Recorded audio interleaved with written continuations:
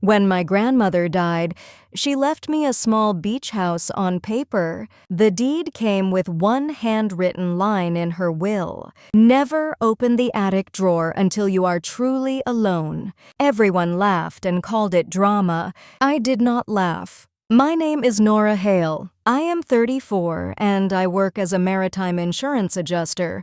I spend my life reading fine print and measuring storm damage. So when a family rule sounds like a clause, I assume it is hiding something. The house sat on a quiet strip of coast, salt on the windows, wood that creaked like memory. My mother wanted me to sell immediately. She said maintenance would drain me. My uncle offered to buy it at a discount for family convenience. My cousin sent a spreadsheet proving I would lose money if I kept it. They were not wrong about math. They were wrong about urgency. I moved in for 2 weeks to catalog repairs. On day 3, I found water stains that did not match any storm on record. On day 6, I found fresh paint covering older paint in the stairwell. On day 9, I found a receipt for a locksmith dated 2 days after my grandmother's funeral. That is when I understood the attic was not metaphor. The attic stairs were narrow and loud. The air smelled like cedar and something sweeter, like old perfume trapped in fabric. There was only one drawer, built into the wall like an afterthought. The brass handle was polished recently. Someone had been here after her death. I stood in front of it for 10 minutes with my phone recording audio, not because I expected ghosts, because I expected people. Inside the drawer was a leather folio, a sealed envelope, and a key. The envelope had my name in my grandmother's handwriting. It said, "If you are reading this, then you finally stopped asking permission." The letter inside was 3 pages. The first page was love. The second page was money. The third page was a list of names. She wrote that the beach house was never the inheritance. The inheritance was proof. Years earlier, a family trust had been quietly amended. Signatures had been attached to meetings that never happened. Funds meant for coastal conservation had been routed through shell vendors. My uncle's construction company appeared as a contractor on invoices for work that did not exist.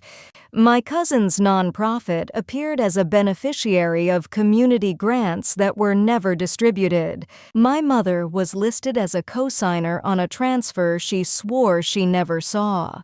The key fit a safe deposit box at a regional bank branch 20 miles inland. Inside the box were not jewels. Inside were scanned originals, bank confirmations, and a USB drive labeled Tide Log. I hired a forensic accountant I knew from work. I told her nothing except verify and preserve. She called me on a Tuesday and said one sentence, "Nora, this is not ambiguous." I asked how much. She said enough to buy silence many times over. I asked who signed most often. She said your uncle, your cousin, and a notary who shares a mailing address with your cousin's office. The next family dinner was already scheduled. Roast chicken, polite laughter, and questions about whether I would renovate. I brought a tablet, not a bottle of wine. When dessert arrived, I placed the tablet in the center of the table. I opened the first PDF and rotated it so everyone could read. The room learned silence the way a wave learns shore. My uncle said I had fabricated documents. My cousin said I was stressed and seeing conspiracies. My mother looked at the screen and went pale in a way grief never caused. She whispered, "Where did you get this?" I said, "Grandmother left me a map." My uncle stood up fast enough to knock a chair over. He told me I was destroying the family over a dead woman's paranoia. I looked at him and said, "You already destroyed the family. You just thought the paperwork would never learn how to speak." Within 48 hours, attorneys were involved. Within 2 weeks, regulators requested records that could no longer be misplaced. Within 3 months, the trust was placed under independent administration. The beach house stayed in my name, not because I won a moral lottery, because my grandmother forced the truth into a place only I would treat seriously. People asked if I felt powerful. I felt tired. Power is a side effect. The main effect was grief with documentation. My mother called me late one night. She did not ask about money first. She asked if I hated her. I told her I hated what fear makes people sign. She cried and said she thought she was protecting stability. I said stability built on stolen coastlines is not stability. It is erosion wearing a suit. My uncle sent a long message about loyalty. I replied with one line. Loyalty is not a license. My cousin posted a vague quote about betrayal online. I did not respond. The internet is not a courtroom. Court is a courtroom. The legal resolution was not cinematic. There were settlements, restitution schedules, and barred roles for certain family members in trust governance. No one went to prison in a dramatic montage. Real life rarely provides a clean villain exit. It provides consequences that look boring on paper and heavy in life.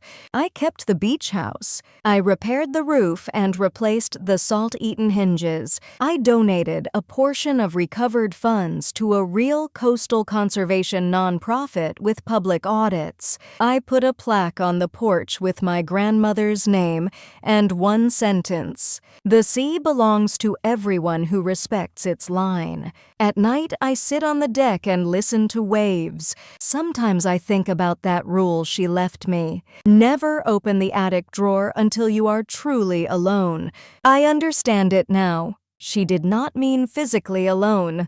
She meant alone from the part of you that needs the family to clap while you lie to yourself. If you are reading this story and you have a drawer somewhere, literal or not, do not confuse silence with peace. Peace is what remains after truth stops borrowing your voice, and the tide always returns. Even when the beach looks still, it is counting.